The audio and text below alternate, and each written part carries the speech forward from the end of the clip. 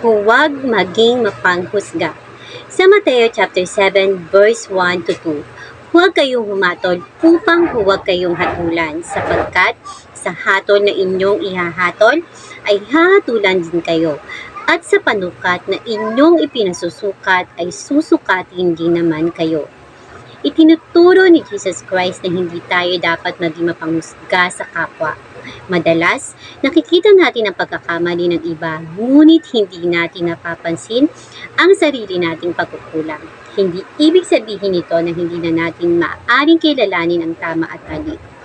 Ang pinagbabawal ay ang pagiging mapagmataas, mapanlait at paghatol sa kapwa na parang tayo ay mas matuwid kaysa sa kanila. Kapag mapanghusga tayo, nagiging mabilis tayong pumuna sa iba. Nakakalimutan natin ang ating sariling pagkakamali. Nawawala ang awa at pag-ibig sa kapwa. Sa Roma chapter 2 verse 1, kaya wala kang maidadahilan, sino man ka na humahatol sa iba. Sapagkat sa paghatol mo sa iba ay hinahatulan mo rin ang iyong sarili, sapagkat ikaw na humahatol ay gumagawa rin ng gayon.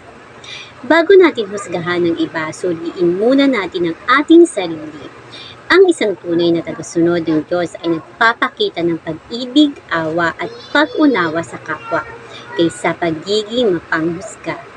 Bago mo tingnan ang pagkakamali ng iba, tingnan mo muna ang iyong sarili.